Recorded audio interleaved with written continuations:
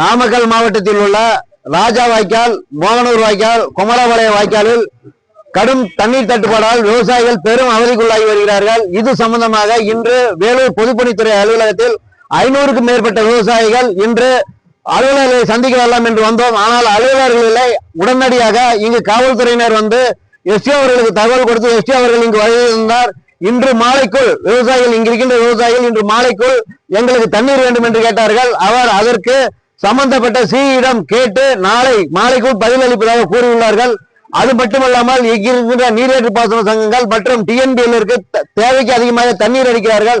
இதனால் ஆயிரக்கணக்கான விவசாயிகள், லட்சக்கணக்கான ஏக்கர் நிலங்கள் பாதிக்கப்படுகிறது. உடனடியாக இதில் நேரடியாக தலைமைச் செயலாளர், நீர்வள ஆதாரத்துறை செயலாளர், முதன்மை செயலாளர் தலையிட்டு உடனடியாக காவிரி ஆற்றில் 5000 கண்ணாடி நீரை உடனடியாக விவசாய பயன்பாட்டிற்கு விட வேண்டும். மிக கடுமையான வெப்பம் விளைகிறது.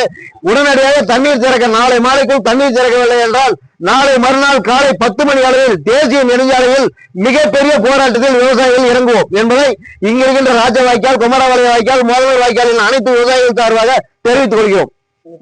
கே பாலசுப்ரமணியன், விவசாய முன்னேற்ற கழக மாநில பொதுச் செயலாளர். அனைவருக்கும் வணக்கம். இந்த நாமக்கல் மாவட்டத்தில் ராஜா வாய்க்கால், குமரபாளைய வாய்க்கால், பொய்யேரி வாய்க்கால், மோகனூர் வாய்க்கால் இந்த 4 வாய்க்காலையுமே எந்த ஒரு முன்னறிவிப்பும் இல்லாம தண்ணியை திடீர்னு நீர்வளத்துறையை நிறுத்தியிருக்காங்க. இதனால இன்னைக்கு விவசாயிகள் பெருமளவு பாதிக்கப்படுறாங்க. இந்த வாய்க்கால் பாசனத்தை நம்பி வெற்றிலை விவசாயமும் வாழை விவசாயமும் கோரையும் அதிக அளவு நடந்துட்டு இருக்கு. இந்த வெற்றிலை விவசாயிகள் இன்னைக்கு கிட்டத்தட்ட ஒரு 300 ஏக்கர்ல விதை வச்சிருக்காங்க, அகத்தி விதை வச்சிருக்காங்க. அதெல்லாம் இன்னைக்கு தண்ணீர் இல்லாம கருகிட்டு இருக்குது. இவங்க எந்த ஒரு முன்னறிவிப்பு இல்லாம தண்ணீர் நிறுத்தினது எல்லா விவசாய சங்கத்தின் சார்பாகவும் வன்மையா நாங்க கண்டிக்கிறோம். இனி வரக்கூடிய காலங்களில் இந்த மாதிரி தவறுகளை இவங்க செய்யக்கூடாது. உடனடியா இந்த தண்ணியை திறந்து விடல அப்படின்னா விவசாயிகள் எல்லாத்தையும் ஒண்ணு திரட்டி மிகப்பெரிய அளவுல போராட்டத்தை நாங்க முன்னெடுப்போங்கிறது எங்களோட கோரிக்கை. அதிகாரிகள் மேலதிகாரிகிட்ட பேசிட்டு நாங்க உங்களுக்கு முடிவு சொல்றேன்னு சொல்லியிருக்காங்க. எங்களோட கோரிக்கை என்னன்னா, எங்களுக்கு உடனடியா தண்ணி வேணும்னு நாங்க கேட்கிறோம். அவங்க பதில் சொல்றேன்னு சொல்லியிருக்காங்க. சாயந்தரத்துக்குள்ள தண்ணி வச்சிருக்கீங்க. சப்போஸ் நாளைக்கு தண்ணி வரல, நீங்க என்ன அடுத்த கட்ட நடவடிக்கை தேசிய நெடுஞ்சாலையில நாங்க சாலை மறியல் மிகப்பெரிய அளவுல பண்ணுவோம். சவுந்தரராஜன், தலைவர், இளம் விவசாயிகள் சங்கம். முன்னறிவிப்பு நீங்க குடுக்கல. ஒரே நிமிஷம் நான் பேசினேன். நீங்க முன்னறிவிப்பு கொடுத்தீங்கன்னா அதுக்கு தகுந்த மாதிரி நாங்கெல்லாம் எங்களோட வேலையை நாங்க பிளான் பண்ணி வச்சிருக்கோம். இன்னைக்கு கொடிக்க பயிர் இருக்கு, இங்க வாழை இருக்குது, கொடிக்கா இருக்குது, பல்லாண்டு பயிர் கோடை இருக்குது.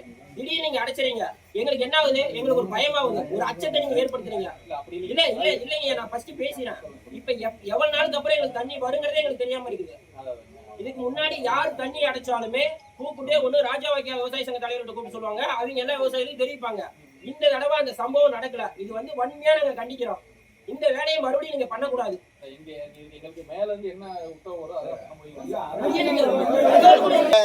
திறந்து விட்டாதான் எல்லா வாய்க்காலுக்கும் தண்ணி வரும். எல்லாருமே ஒரு 3 நாள் அங்க போய் அந்த தண்ணியை ரீச் ஆச்சுன்னா அதுக்கப்புறம் மறுபடியும் நமக்கு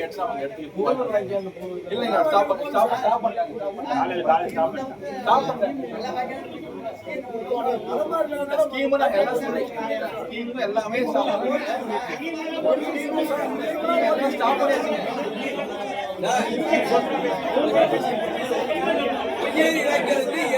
தண்ணி வரலீங்க.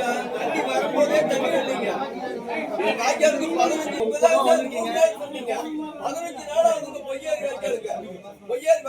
இவ்வளவு பேர் ரெப்ரசென்ட் பண்றது. நான் கவர்மெண்ட் கொண்டு போறேன், கொண்டு போய் மேல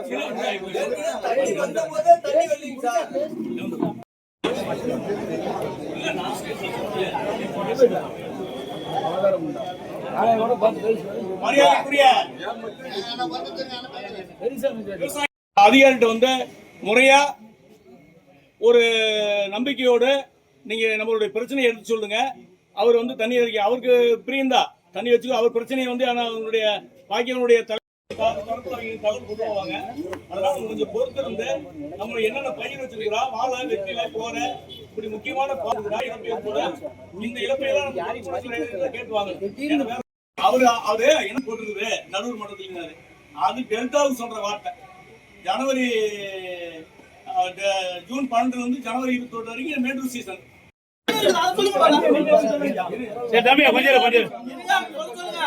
கூடு குடியிருப்பு அது கூடு குடியிருப்பு பண்ணி எங்க இருக்கு கூடு குடியிருப்பு திட்டம்? திருச்சிக்கு மேல கீழ தான் இருக்கு கூடு குடியிருப்பு திட்டம் அத்தனையும். 500 மாதத்தையும் தண்ணி தான் இல்ல. நீங்க தண்ணி குடிநீர் வசூல் பாத்துக்கிறீங்க. யாரு ஏமாத்திருக்க வேண்டும் இந்த வேலை செய்றீங்க? ஏங்க, அவங்க வச்சா இப்ப போயிருக்காங்க. உடனே போட்டுங்க.